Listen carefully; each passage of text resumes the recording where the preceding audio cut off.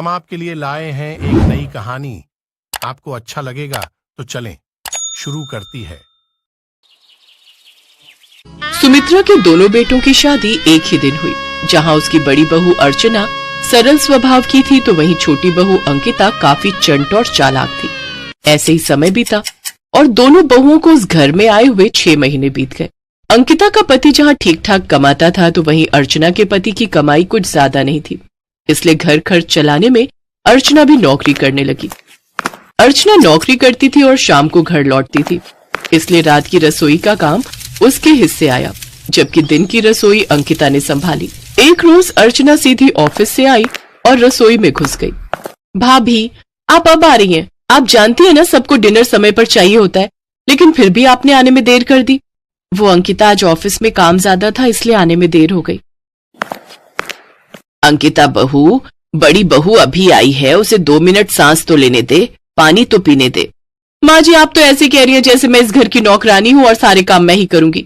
ये भी तो इस घर की बहू है, तो इनका भी तो फर्ज बनता है ना घर के काम करने का।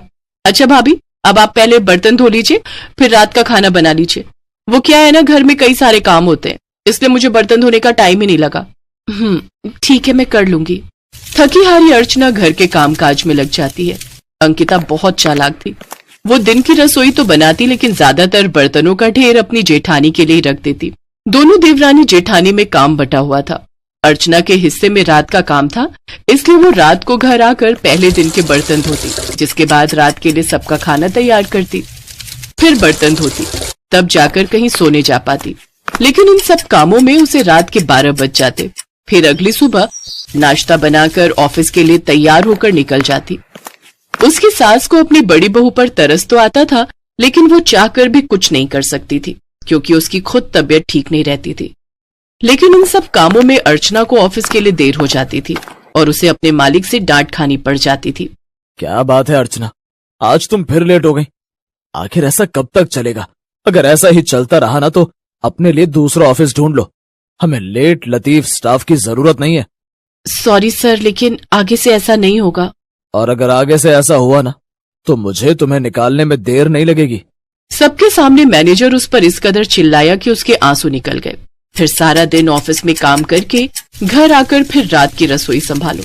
अंकिता तो चालाक थी, उसने आसान सा काम पकड़ रखा था। वो दिन में दाल चावल उबालकर फ्री हो जाती, जबकि बेचारी अर्चना को डिनर में रात को 2-2 सब्जियां बनानी पड़ती।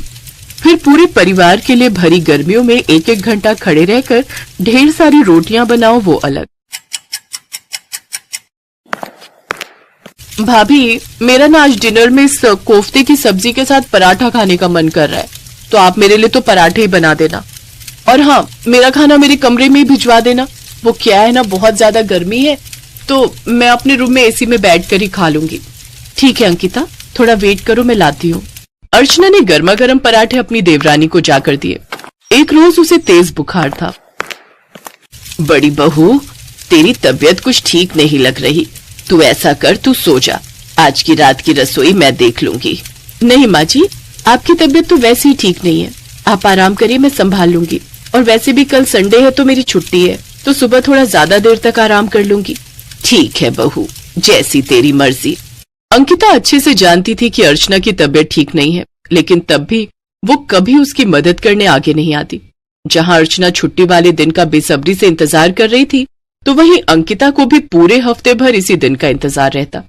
अगली सुबह, भाभी भाभी उठिए, आज आपकी छुट्टी है ना, तो सारा किचन साफ कर दीजिए। रसोई की अलमारियां और डब्बे बहुत गंदे हो रहे हैं।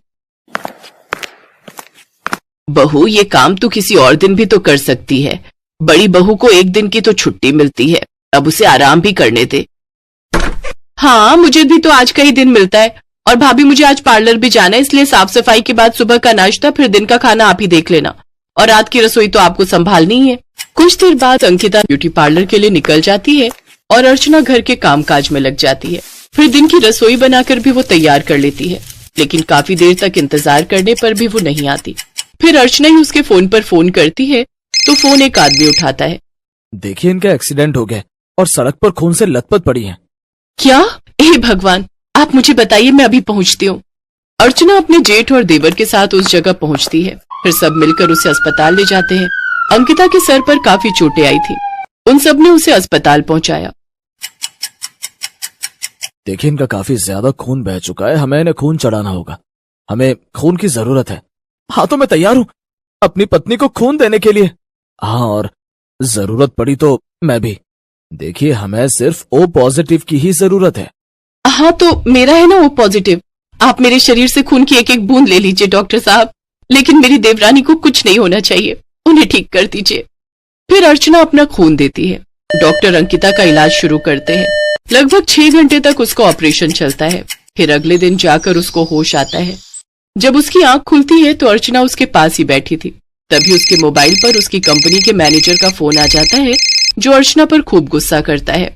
अर्चना, ये क्या है? तुम आज भी ऑफिस नहीं आई?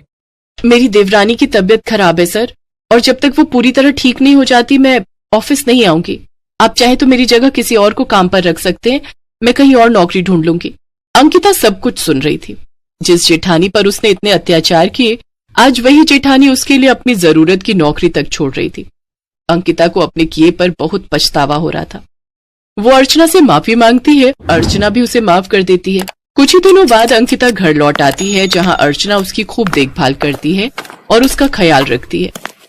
1 महीने में वो पूरी तरह ठीक हो गई।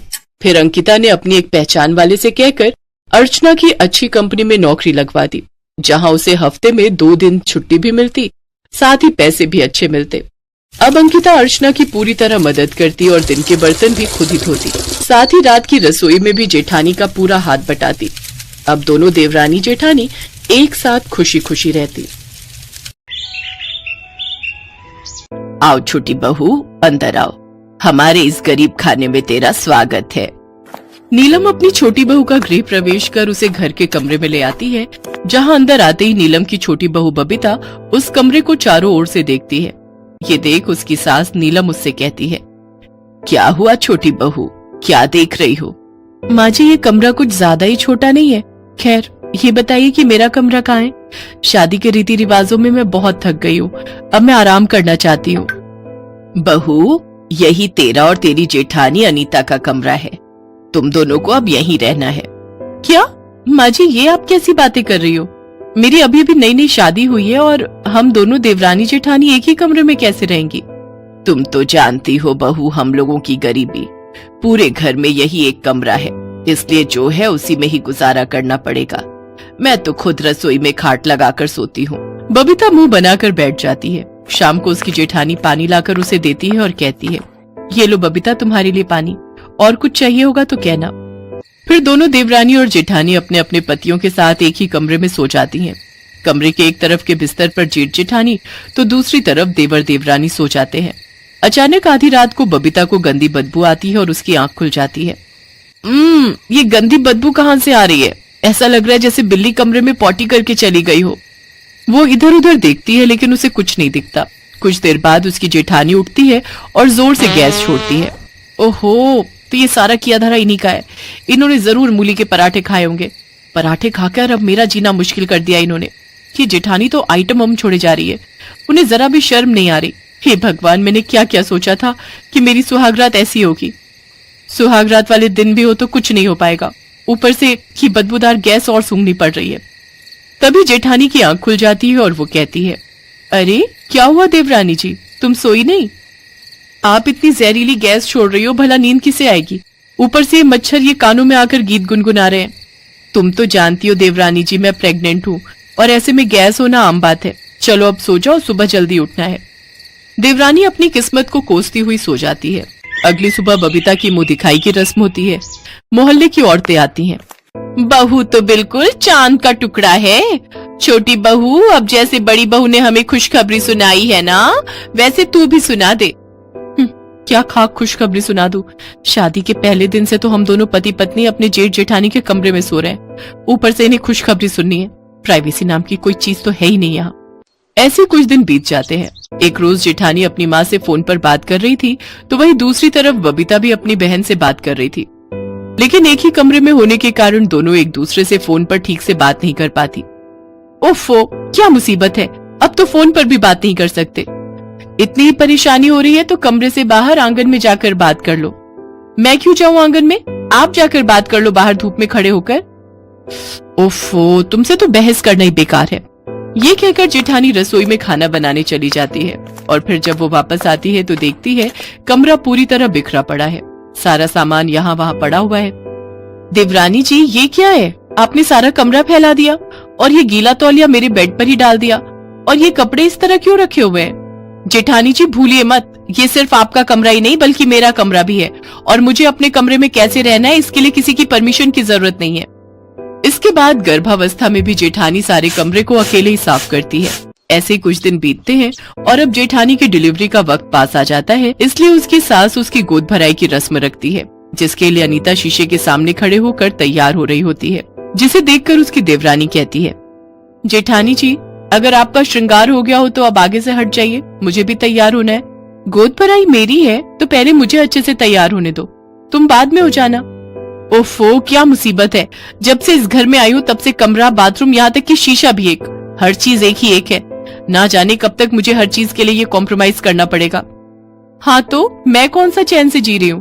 पहले मैं कितने आराम से अपने कमरे में रहती थी, लेकिन जब से तुम आई हो मेरे कमरे का तो हुलिया ही बिगड़ गया है। सारा दिन गंदा करके रखती हो, रहती तुम भी हो लेकिन सफाई अकेली मैं ही करती हूँ। अच्छा, तो ये क्या सिर्फ आपका ही कमरा है? अरे मेरा भी इस पर उतना ही हक है जितना आपका। बातों ही बातों में दोनों की बहसबाजी इतनी बढ़ जाती है कि दोनों के बीच झगड़ा शुरू हो जाता है, और इन सब के चलते अनीता को गलती से धक्का लग जाता है, जिसमें वो पेट के बल गिरने ही वाली होती है कि तभी उसका पति नरेश आ जाता है और वो उसे संभाल लेता है। भगवान का लाख लाख शुक्र है जो तुम गिरने से बच गई, नहीं तो आज अनर्थ ही हो जाता। अगर अभी मेरा बेटा यहाँ नहीं आया होता तो चोट लगने के कारण इस नन्ही सी जान को कुछ भी हो सकता था। अरे तुम दोनों को अपना ना सही, आने वाले इस बच्चे के बारे में तो सोचना चाहिए था। मैं मानती हूँ कि एक कमरा होने के कारण तुम्हें ये सब परेशानियां हो रही हैं, लेकिन इसका मतलब ये नहीं कि तुम हाथापाई पर उतर आओ। कम से कम तुम लोगों को इतना तो समझना चाहिए कि अभी हम लोग गरीब हैं और अभी कमरा ले नहीं सकते, लेकिन मेरे दोनों बेटे सारा दिन मेहनत तो कर रहे हैं, धीरे धीरे वो कमरा ले लेंगे। हमें माफ कर दीजिए माँ जी, हमसे गलती हो गई, अब हम ऐसा नहीं करेंगे। हाँ माँ जी। तभी बड़ा बेटा नरेश कहता है, आप सब चिंता मत कीजिए, हमने जमीन खरीद ली है और बहुत जल्द उसमें 3 कमरे भी बनवा देंगे। हाँ, हमने सोचा था घर बनने के बाद आप तीनों को सरप्राइज देंगे। आप लोग चिंता ना करें, अब हमारी परेशानी बहुत जल्द खत्म हो जाएगी। ये सुनकर तीनों सास बहू बहुत खुश होती हैं। अब दोनों देवरानी जेठानी एक दूसरे के साथ घुलना मिलना शुरू कर देती हैं और उनके बीच एक कमरे को लेकर लड़ाई भी खत्म हो जाती है। कुछ दिन बाद उनका घर भी बनकर तैयार हो जाता है और वो सब अलग अलग कमरे में खुशी खुशी रहने लगते हैं।